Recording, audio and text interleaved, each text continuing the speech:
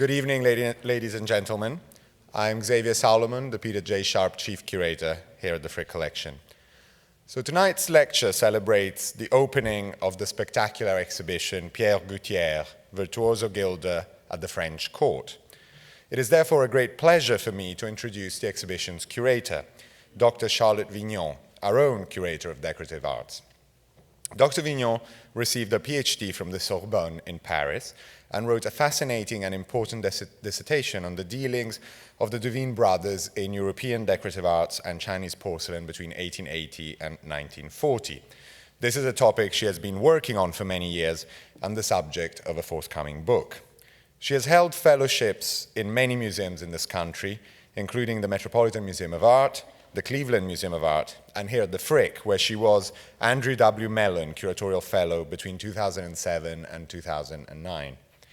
Since 2009, Dr. Vignon has been the curator of decorative arts here at the Frick, as well as, since 2010, visiting associate professor at the Bard Graduate Center. She has curated many exhibitions at the Frick. The list is long in these years. They include Exuberant Grotesque, Renaissance Maiolica from the Fontana Workshop in 2009, the exhibition Turkish Taste at the Court of Marie Antoinette in 2011, which included the fabulous dromedaries by Gouthière from the Cabinet Turc, Precision and Splendor, Clocks and Watches at the Frick Collection in 2014 in the Portico Gallery, and last year Coypel's Don Quixote tapestries, illustrating a Spanish novel in 18th century France. And another exhibition also in the Portico, from Sèvres to Fifth Avenue, French porcelain at the Frick. And just to show how prolific she has curated another show this year, which it goes hand in hand with the Gouthière exhibition, which is Porcelain, No Simple Matter, Arlene Chaquette, and the Arnhold Collection. And this makes it sound as if Charlotte is the only person doing work in the curatorial department, but she is an incredible curator. She was also the co-curator of two major shows here at the Frick, together with Anne Poulet, White Gold, highlights from the Arnhold collection of Meissen porcelain in 2011, and with a director, Ian Wardropper, Gold, Jasper, and Carnelian, Johann Christian Neuber at the Saxon Court in 2012, which was really the first in a series of great exhibitions looking at single great artists in the decorative arts, Neuberg, now Gouthière. This range of subjects, Maiolica, clocks and watches, tapestries, porcelain, gilt bronze, the geographical range, Italy, France, Spain, Austria, Germany, and the chronological span from the Renaissance Italy of Maiolica to the today of Arlene Chaquette, witnesses really the range of Dr. Vignon's interests and thorough knowledge. Her understanding of the collection here and at the museum is exemplified by the very beautiful Handbook of the Decorative Arts, which was published last year. As chief curator, it has been an immense pleasure for me to know Charlotte for many years and work with her as a colleague and friend. I personally feel that I have learned an incredible amount from her expertise, and there are very few people I know with whom I enjoy looking at objects more. The present Gouthière exhibition is really her latest masterpiece, an exhibition about a virtuoso artist organized by a virtuoso curator. I hope you will agree with me that the exhibition and the magnificent accompanying catalogue available in the shop, as well as the masterpieces in the exhibition, are perfect in every way and channel a huge amount of work and energy in a seemingly effortless and elegant result. The exhibition will remain open tonight until 7:30, so you will be able to admire and fall in love with the incredible objects that Gouthière created in 18th century France and which Charlotte lovingly presented to all of us for the next 3 months. I would like to remind you that tonight's lecture will be streamed live on our website, and it will be available for later viewing on the website. And at this time, I would like to ask you all to please turn off your cell phones. Please join me in welcoming a much admired colleague and friend, Charlotte Vignon.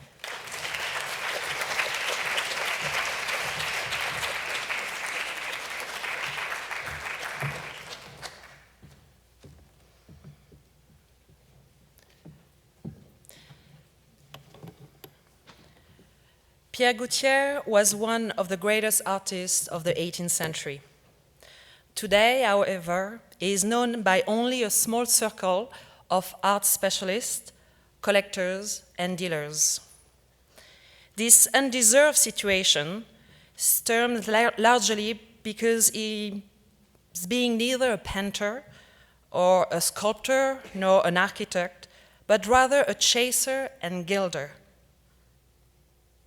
For a clientele of powerful and immensely wealthy men and women, Gouthière created extravagantly rich and exuberant objects that were often practical items, such as window knobs, fire dogs, and wall lights.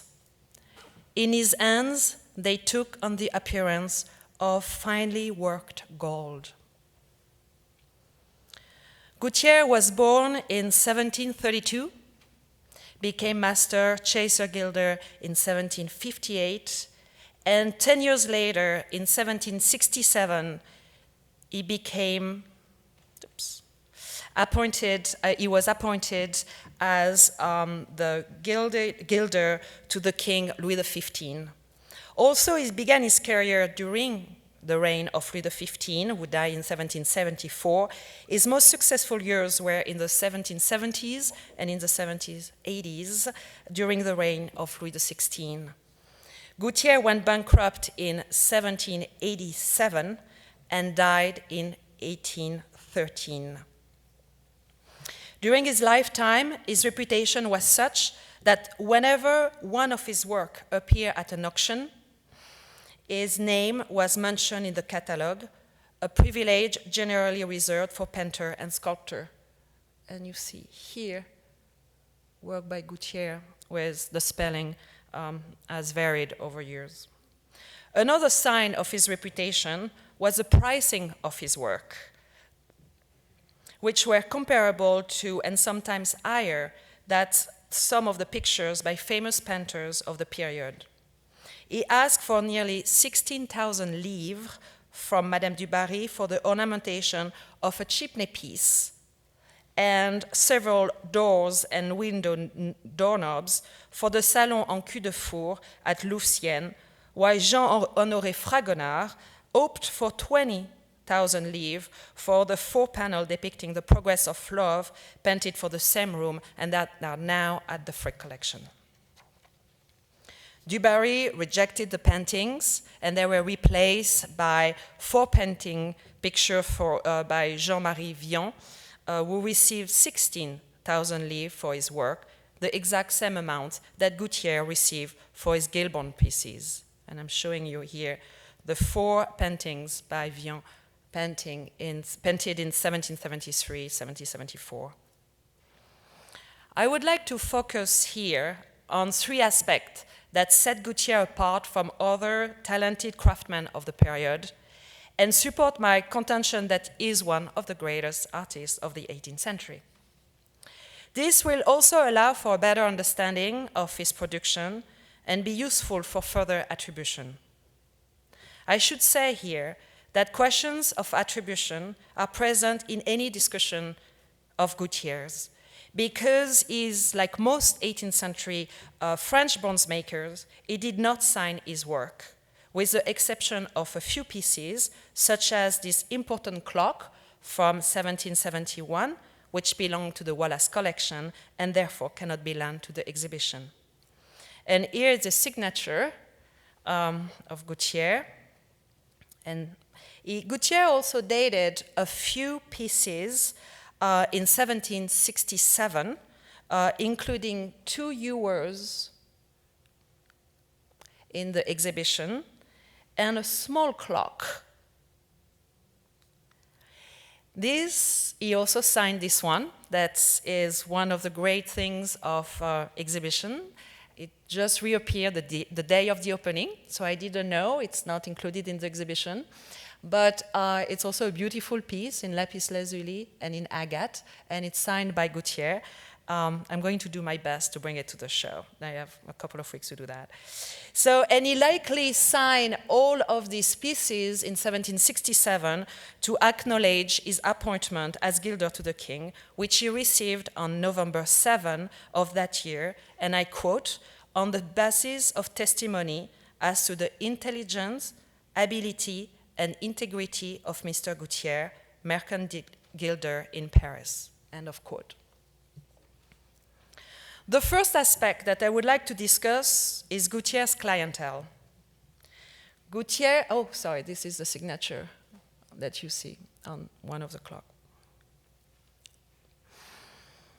Gouthière worked almost exclusively for powerful and immensely wealthy members of the courts of Louis XV and Louis XVI. One of Gouthière's most important clients was Louis XV's mistress, Madame du Barry. By 1772, Gouthière was known as the gilder who worked for Madame du Barry and was described as such in a directory of the best craftsmen in Paris that was combined by Colonel Saint-Paul of Ewart, secretary and later diplomatic envoy to the King of England. Gouthière's commission for du Barry included several pieces that he made for a pavilion of Louvciennes, one of France's most lavish 18th century building, designed by the architect Claude Nicolas Ledoux. This included chimney pieces, we already seen it, fire dogs, and here you have the details of the chimney piece. Fire dogs in the exhibition, it's a beautiful detail. Knob. The fire dogs and the knob are in the exhibition downstairs. The interior decoration of Louvciennes was removed and sold to various collectors after the French Revolution, but rare elements like this pair of fire dogs and this knob made for the pavilion Salon of Queue de Four attest to Louvciennes' former glory. And again, the progress of love that you all know that is now in the Frick collection was painted by Fragonard for this exact room. But as mentioned earlier, du Barry rejected it in favor of the painting by Vignon. The fire dogs on the knob are both decorated with myrtle leaf, a symbol of the goddess Venus, and particularly appropriate for the mistress of Louis XV. The myrtle leaf motif on the knob is rendered in exquisite detail, forming a sort of lacework that contrasts with the smooth surface of the interlinked D and B, the royal mistress's initials. These objects confirm the recollections of the painter Elisabeth Vigée-Lebrun, who, writing in the 1830s about the time she spent at du Barry's residence decade earlier, recalled the bronzes by Gouthière that decorated du Barry's pavilion. I quote, "Every day," she said, "after dinner, we would go to take coffee in this pavilion, so renowned for the taste and richness of its ornamentation. The salon was ravishing. The chimney pieces, the doors, everything was fashioned in the finest possible way. Even the locks could be admired as masterpieces of the goldsmith's art." This quote is a great reminder of the important role in 18th century France for the society, for the so-called minor arts, the decorative arts, which signify the aristocracy perhaps even more than paintings. As soon as Louvciennes was finished, Madame du Barry obtained permission from Louis XV, her lover, to have a pavilion built for herself in the garden of the Chateau of Fontainebleau. This small pavilion, consisting of a single octagonal room, was designed and planned by Ange-Jacques Gabriel, the king's principal architect. The chimney piece was created by du Barry's protégé, the sculptor Louis-Simon Boiseau, who sculpted two half figures of infants in white Carrara marble, enveloped in gilt bronze drapery on the front of the jambes. The figures are represented in different poses. On the left, the little girl modestly crosses her arms to cover her chest, while on the right, the little boy holds the drapery at his waist with one hand, using the other to loosen the bronze fabric that covers his head. Also, Boiseau was in charge of modeling the bronze. Gouthière was entrusted to execute the chasing and gilding of this element.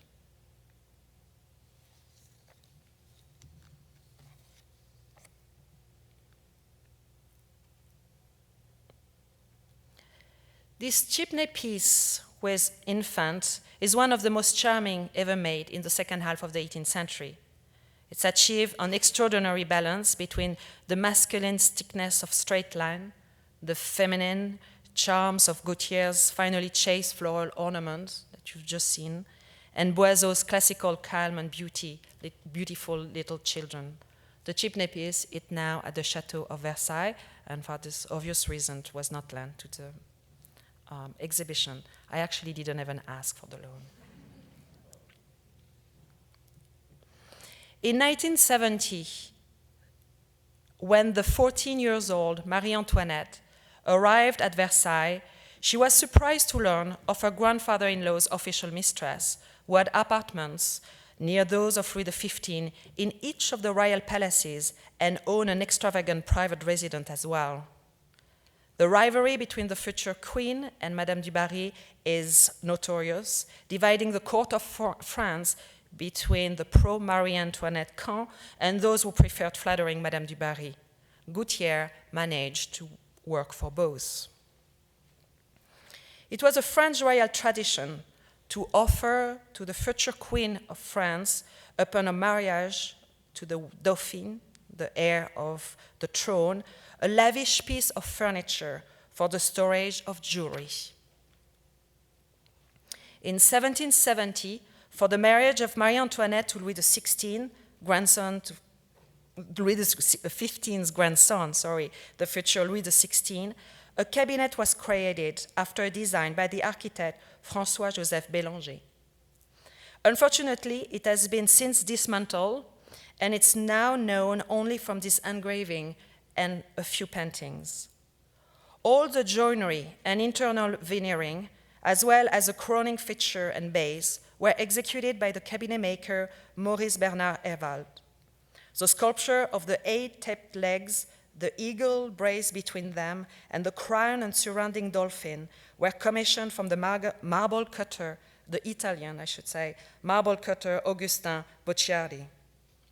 The cabinet itself was covered in a crimson velvet, richly embroidered in gold, in quote, in the manner of sculpture, to show you the richness of that material. And it was supplied by the merchant of luxury goods, Claude de la Rue. And it was Gouthière who supplied and gilded the main bronze molding, the 8 ball feet, the 28 laurel ring handled of the drawers, and the round border of the 2 medallions on the waist.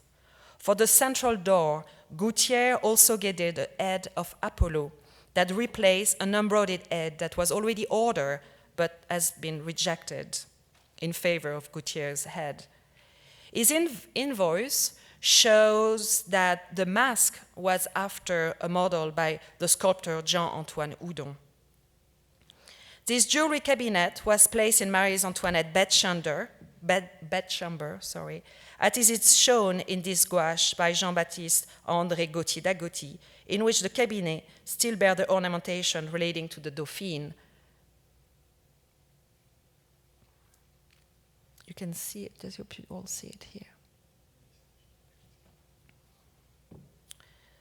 The cabinet is still in the bedroom of Marie Antoinette in the Vigée-Lebrun portrait of the Queen with her children, and you see it over there. And this is painted in 1787, but the symbol of the Dauphin are now gone, and the crown has become a royal one. In 1777, Gouthière was asked to create several items for Marie Antoinette's small cabinet turc at the Château de Fontainebleau. This prestigious commission included a pair of fire dogs, a chimney piece, a chandelier, a pair of 4 lights, and a shower and tongs with handle described as being in the shape of African heads. Only the chimney piece and the fire dogs have survived. And here is a chimney piece. And this chimney piece is in situ at Fontainebleau, and with beautiful details here. And you see the Turkish connection. And the fire dogs are on view in the exhibition downstairs. The design of these, in the shape of seated dromedaries, was in kept with the oriental theme of the Cabinet Turc, which was meant to transport the queen into a world of fantasy, sensuality, and refinement. The bases are adorned with an elegant arabesque frieze characteristic of the neoclassical style favored by the queen. And on the back, you have a blue steel that you will see on several pieces by Gouthière. And this has been recently cleaned and are now beautiful downstairs. Gouthière worked again for the Queen in the early 1780s, notably on her foyer at the Paris Opera, which was sumptuously designed in the form of a tent made of blue silk taffeta punctuated by mahogany and gilded wood posts, an element in gilt bronze by Gouthière. During the same years, Gouthière was also responsible for the mounts of this extraordinary pair of ewer in Marie Antoinette's collection. And this we also show them downstairs in the exhibition.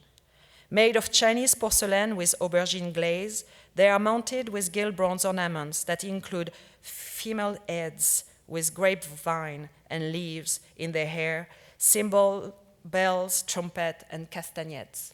And I love looking at them because when you look at their eyes, they actually look like they're completely drunk. Gouthière produced some of his masterpieces for Louis-Marie Augustin, the Duke of Aumont, who directed the Menu Plaisir and Affaires de la Chambre du Roi, an administrative body of the king's household that managed the monarch's personal effect and organized his entertainment, creating sets for theatrical productions and significant occasions like funerals and marriage.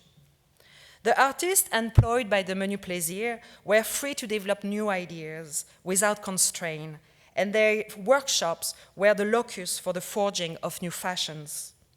Gouthière was one of the several artists the Duke of Aumont employed from the Menu Plaisir to create objects for his personal cabinet of curiosity or his collections, housed in his sumptuous residence on Place Louis XV in Paris, now the Hôtel Crillon.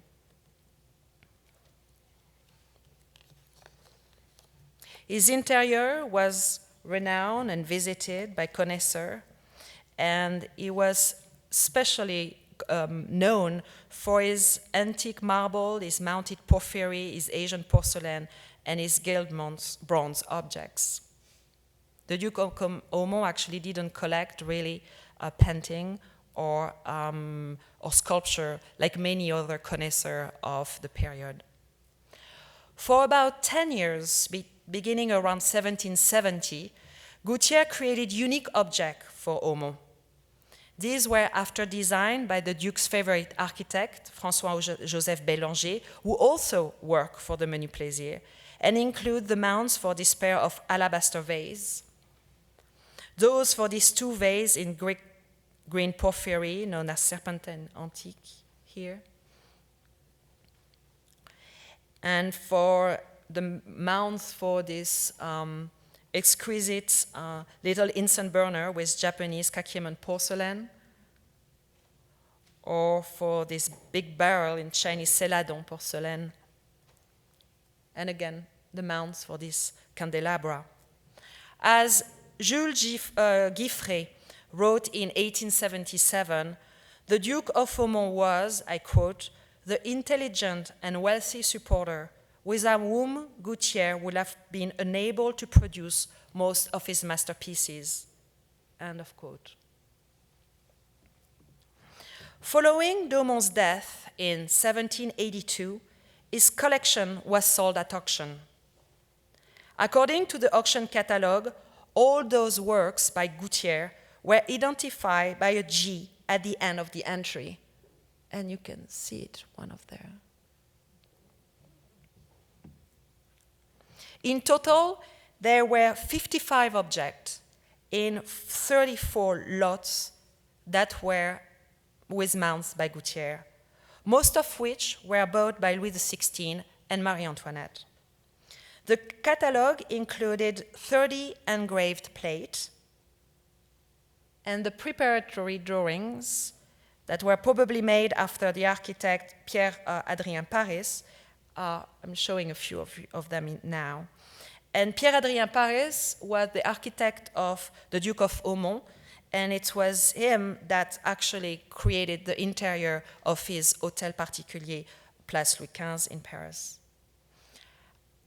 At the Aumont cell, Louis XVI acquired a few pieces destined for the Musée du Louvre, for which he paid very high price. And these pieces are still at the Louvre, so most of them.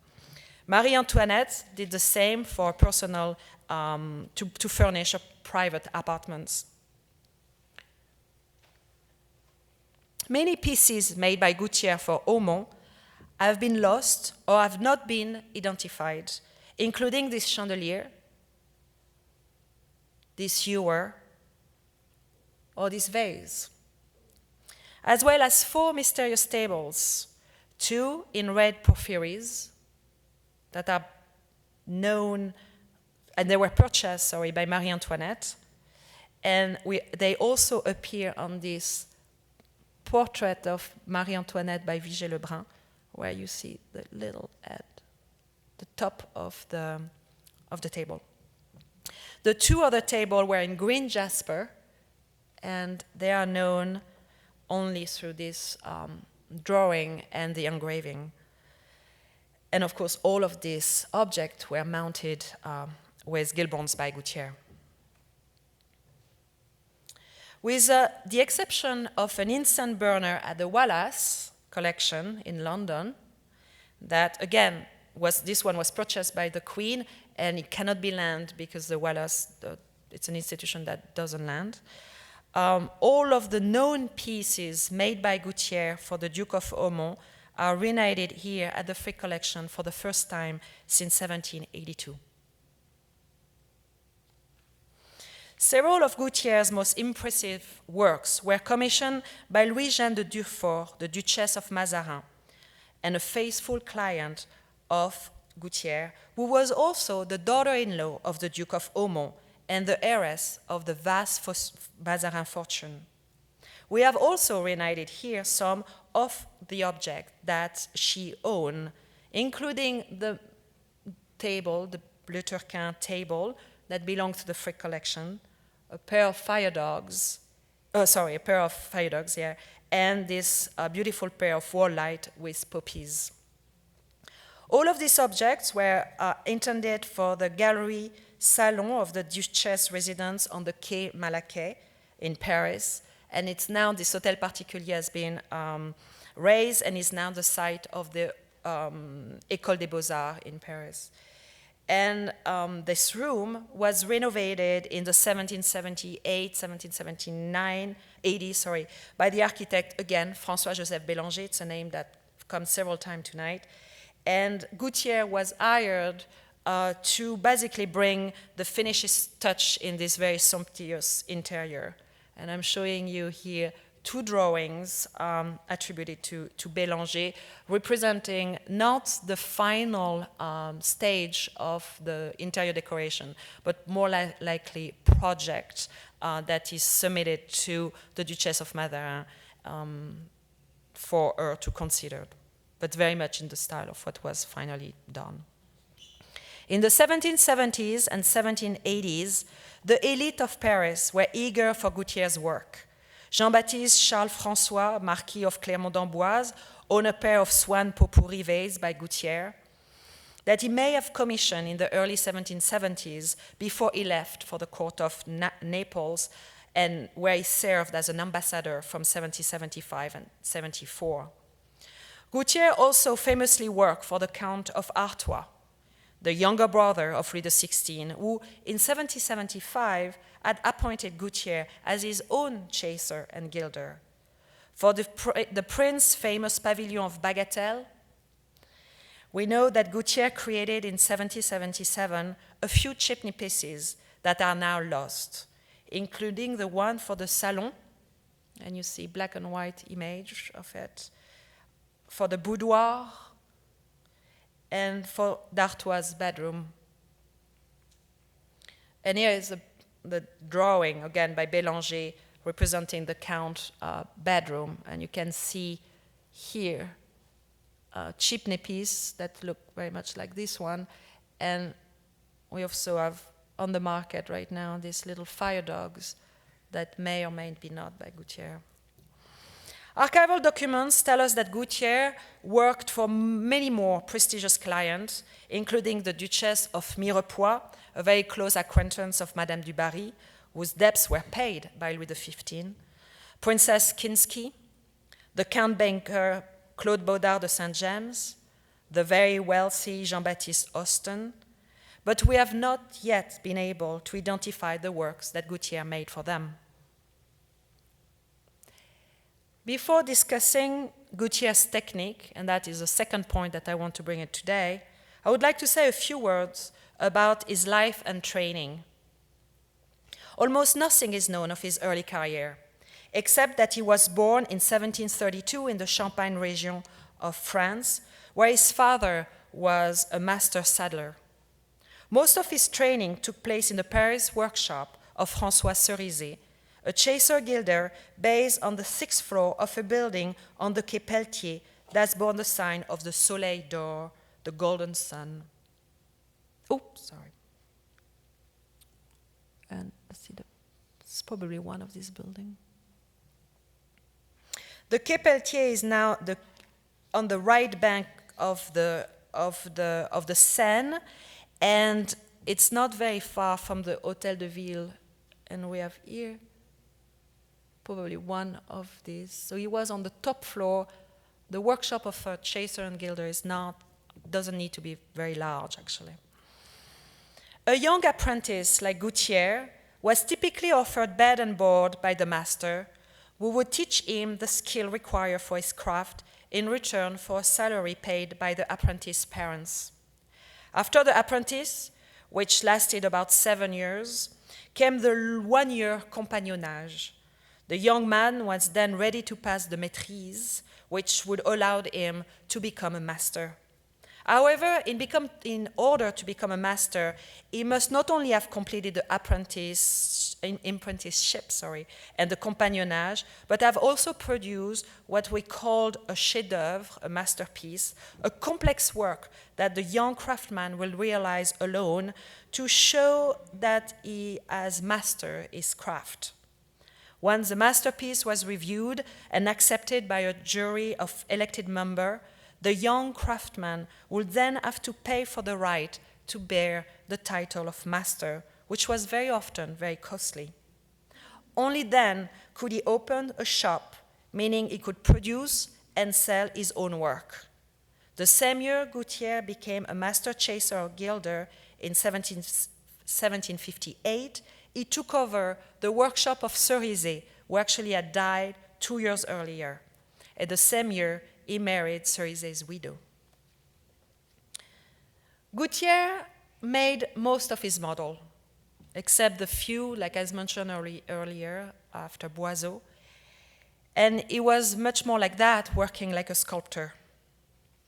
Once these models were cast in metal, he used specialized tools to create patterns and texture on their surfaces. After that, he fire gilded them. And here I show you the modeling aspect of Gouthière's work. Here it's plates from the Encyclopédie by Diderot and d'Alembert that show the gilding workshop. And here the tools used by the chaser. And here it's the purling tools owned by a chaser outside Fontainebleau. And you will see that there is some concave heads here.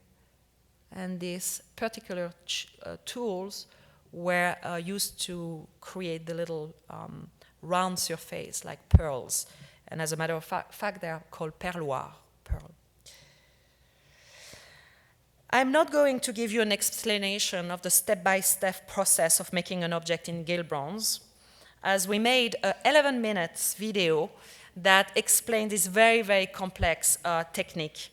And it's now on view in the little gallery next to the shop in the museum, and you can also actually watch it at home on our website, frig.org.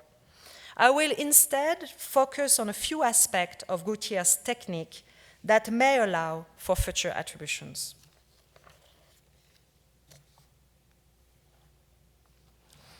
Early in his career, Gouthière carried out a considerable amount of work for François Thomas Germain, the famous sculptor and silversmith to the king. As well as putting him in contact with a prestigious clientele, his relationship with Germain also supplied him with technical training in chasing as well as gilding. For example, Gouthière always use files to bevel the receding edge of a piece. And you see that on this back here. He will cut the edge like that. And this gave an impression of lightness to the metal. This technique is usually used by silversmiths to lighten their pieces and reduce the amount of gold or silver needed. And it's likely that Gouthière learned this practice in the workshop of Germain. Secondly, Gouthière has, since the 19th century, and here actually you can see the lightness of some of his leaves, the effect that you see on the front. It's not a great picture, but. Secondly, Gouthière has always been, or since the 19th century, early 19th century actually, been credited with inventing the process of matte gilding that gave a soft hue to some areas of this object in contrast with some of the burnishing. And here you have a beautiful matte finish. Since the beginning of the 18th century, so early 18th century, a similar recipe was used by goldsmiths on solid gold objects. And as Germain's workshop was clearly experiencing with gilding techniques, as evidenced by his advertisements and correspondence, Germain is likely to have been aware of the existence of this technique of doing matte on solid gold. Therefore, Gouthier's innovation may have been to find a way to actually apply this matte technique on gilt bronze instead of in solid gold. Basically, the trick is just to use much more gold on the bronze and to have enough material to be able to matte it after an extra firing process. Again, I refer to the video for more clear explanation. We know with certainty that Gouthière mastered that matte gilding as early as 1764 while working for Germain, as demonstrated by the gilt bronze mounts for 2 Instant burner and 1 vase that Gouthière made for Germain. The set, now on display in the gallery downstairs, was purchased in 1764 in the Parisian workshop of Germain by the Polish merchant Kazimierz Skiampinski on behalf of Stanislaw August Poniatowski, who was an art connoisseur and the future king of Poland. And you see here that almost the entire face of that mask is in matte gilding, very soft, very, very warm, and it's exactly the effect that Gouthière was looking for. In general, Gouthière seemed to imitate the flowing and wonderfully worked surface of Germain's pieces, surpassing the silversmith by obtaining the same result with a humbler and less costly material. A comparison of the clock, and here again, contrast of matte and burnish. A comparison of the clock at the Wallace collection shown earlier with a table centerpiece made by Germain illustrate Gouthier's application of many of the same textures achieved in silver to other material brass. The similarities include the burnishing of, for running waters, the matting of the rock surface. You see burning water, and you have that again here. I will try to say. The mat, and you have rock here, the rocking, and you see how we achieve that here. So to near perfection of the skin of the, and that is also something that you see in German, very perfect skin to your face, and you have that again in this body. So when you look very closely at German pieces in silver and at Gouthière pieces, you start to really see similar treatment of the metal. But also, again, I want to reiterate that one was working with silver and the other with brass, with bronze, which is harder to work. This brings us to another aspect of Gouthière's technique, the extraordinary naturalistic quality he achieved. Gouthière's masterful chasing and gilding techniques breathe life into his decorative element and give wonderful expression to his figures, whether humans or animals, transforming them into sculptures in their own right. Here, Gouthière captures so perfectly the density and variety of a laurel branch laden with berries that they seem to have been cast from nature. The same could be said for this branch of ivy, or even for this swan, the crazy swan. The naturalist is particularly impressive with their flashing eye that express fury as if it's about to attack. They raise their wings, as you can see, around the porcelain. And here, Gouthière chased the back of the snake. And here again, you can see how they raise around the porcelain, embrace the porcelain. And here, Gouthière chased the back of the snake to create the illusions of small scale, while the belly of so there is a contrast of the belly that's to really imitate the skin of a snake. And it's even more difficult because the snake rolls, so he has to follow that movement around. So it's a terribly beautiful naturalistic effect on this one, of this snake. Sorry. Also, bronze makers usually attached their mounts to porcelain by drilling holes in it. Gouthière once again demonstrated his virtuosity by creating complex mounts that fit securely on the vases without piercing the fragile ceramic. This is the last aspect of Gouthière's technique that I want to mention tonight. Gouthière took great pride in preserving the cleanliness and elegance of the overall object by affixing the gilt bronze element with no visible means of attachment. Another trick that is certainly borrowed from goldsmiths and silversmiths like Germain. In many ways, Gouthière's pieces are technically and visually closer to works made by contemporary goldsmiths or silversmiths than by any other contemporary bronzier or bronze maker. Finally, I would like to say a few words on the persons who provided the design to Gouthière and explain why I do not believe that there is no single Gouthière style. The production of a gilt bronze object always began with a drawing. From this drawing, Gouthière would create a 3D model in wood, wax, or plaster. These last two images are again from this famous video. You should watch it. During his career, Gouthière collaborated almost exclusively with a few celebrated master architects who provide him with innovative neoclassical models that he masterfully interpreted into gilt bronze objects. Gouthière was inspired by drawings by the architect Claude-Nicolas Ledoux, as we already mentioned, whom he first met during the construction of Madame du Barry's pavilion at Louvciennes in 1770.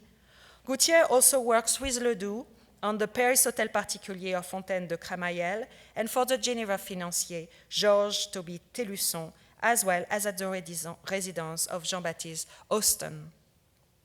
As Anne Forêt-Carlier explained in the catalogue, Gouthière's growing reputations may have been the reason he was asked by Ledoux to produce the gilt bronze for Louvciennes.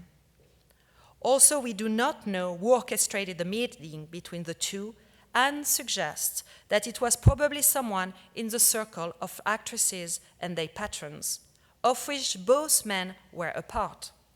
Exactly when Gouthière started to frequent the theater is not known, but it's certain that in 1769 he had a relationship with the actress Madeleine Augustine Courtois that gave rise to suspicion of his marital fidelity. Despite the absence of a name or a fortune, Gouthière has youth on his side and seemed to have had a handsome face, which seems to secure him the favor of women and also allowed him maybe to be in contact with men that he might have not met otherwise. It may be in this milieu that Gouthière made the acquaintance of Jean-François Bélanger, who was the lover of a singer at the Paris Opera before marrying a dancer. The two men entered the service of the Menu Plaisir in the same year, Bélanger as a designer and Gouthière as a chaser-gilder. There, they worked together on Marie-Antoinette jewelry cabinet, as we saw, and on supplying mounts for the art stone and porcelain pieces belonging to the Duke of Aumont. In the architectural firm of Bélanger, Gouthière also worked closely, so that is, we only have that portrait, as I know, of Bélanger. He also worked with Bélanger's brother-in-law, the very talented designer Jean Domestin de Gour, and de Gour was undeniably influenced on Gouthière's work, as evidenced by the comparisons of the first mount made by Gouthière for the Duke of Aumont, which is probably some of the earliest, with some of the latest that he made, that we know it was made in 1782. So we see here much more of a de Gour influence. Gouthière also worked after model by celebrated sculptor. We mentioned Louis-Simon Boiseau and Philippe Laurent Roland, who designed, we modeled the eagles, and who provided him really with the model for this eagle, and also the sculptor Jean-Joseph Foucault, who created this beautiful cheap nape piece with two satyrs, and this one is the model made for the Duchess of Mazarin, and it was last seen, as my knowledge, at the Chateau of Ferrières, owned by the Rothschild. Despite his success, financial setbacks forced Gouthière to declare bankruptcy in 1787, mostly because the Duchess of Mazarin and the Duke of Aumont died without paying their debts and a huge amount of money that they owe him. He worked very little afterwards, and mostly also because the French Revolution, came only 2 years after, and that definitely brought a hand to all of the royal and aristocratic commissions.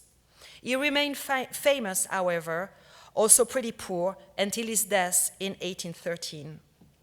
Throughout the 19th century, he continued to be admired and sought after by collectors, mainly French and English, who were passionate about art that had flourished in France in the previous century. As a result, many gilt bronzes pieces from the time of Louis XVI were freely and often wrongly attributed to Gouthière. Gouthière's life was not studied until the second half of the 19th century. Not until 1912 was that we have the first monograph published and written by Jacques Robiquet. The volume was based on a really wonderful archival research and included the first attempt to a catalogue raisonné of Gouthière's work. The bibliographical part is remarkable. However, the catalogue raisonné is not. Robiquet recognized that Gouthière's oeuvre suffered from misattribution, but he may well have worsened the situation he has lamented, as he continued to attribute works to Gouthière without a firm basis. Many of these attributions remain today. In 1986, a new biography by Christian Bollez was published in German as part of a collective study on the art of gilt bronze.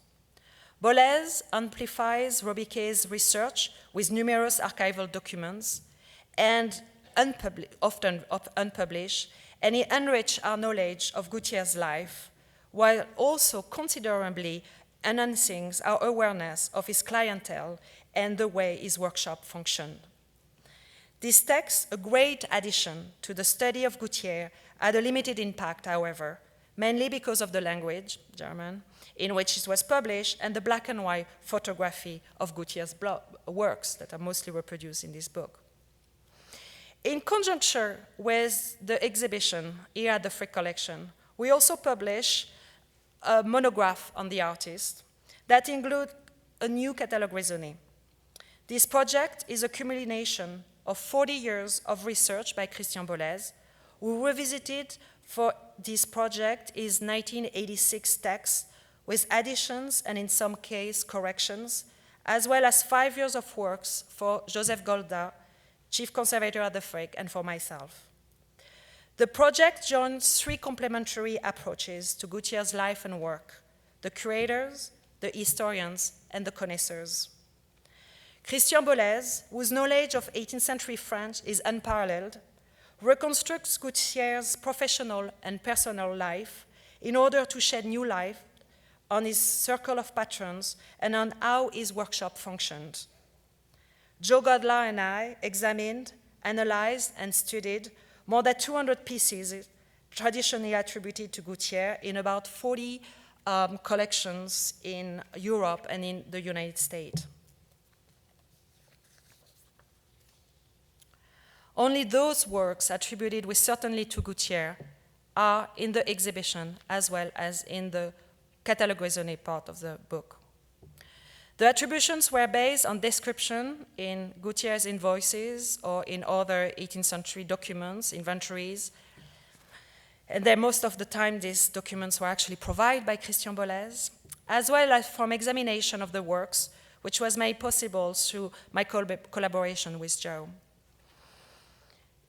This allowed us to study and compare the chasing, the gilding, restoration, and assemblage of these works. Finally, the artwork provenance, or lack of, was also carefully examined. Provenance research is particularly important for objects like those created by Gouthière, as they were often produced in several different versions, and that's why sometimes we don't really know which one was the one produced and made by Gouthière. Some may criticize the restrictive nature of the catalogue raisonné. However, given that Gouthière has long suffered from dubious attribution, I have been taking a very, very prudent approach. The portrait, so that is our book. The portrait of Gouthière that emerged from this study is that of a greatly talented craftsman and a passionate artist who drove his art to the point of perfection, a true virtuoso. He was also an ambitious, an energetic, and probably an highly charismatic man, adept at seizing opportunities that came his way. One of his great strokes of good fortune was to have worked very early in his career with the silversmith, François Thomas Germain, who not only provided him clientele, as we said earlier, but had a very strong influence on his works. Although Gouthière was a busy man, he mainly, and with a lot of prestigious commissions, he seemed to have operated in a relatively small workshop, and this may have allowed him to keep a close eye on the finishing on the piece that emerged from it. But what set Gouthière apart from his enormous talent. He was a very, very good modeler. He was an excellent chaser. He was an innovative gilder. These skills brought him into contact with and allowed him to retain a selected clientele. With the support of Madame du Barry, the Duke of Aumont, the Duchess of Mazarin, and several others, he worked with the greatest architect, sculptor, and designer of his time, who supplied him with models that were more innovative and sumptuous. As mentioned earlier, there is not really a Gouthière style, but rather a highly personal manner of interpreting a design, a technique, and a talent that belong to Gouthière alone. I would like to end this lecture by thanking Ian Waldrapper, the Frick's director, and Xavier Salomon, the chief curator. who have supported this project with unwavering conviction and passion, as well as Joe Godla, who was key to this project. His knowledge of production technique allowed him for me to understand better Gouthier's work. My deep appreciation also goes to Geoffrey Ripper, my assistant, who supervised and helped with every single details during the last 12 months of this project, and also to Michaeline Mitchell, who marvelously directed and edited the production of this book. Finally, I thank you for being here. Sorry.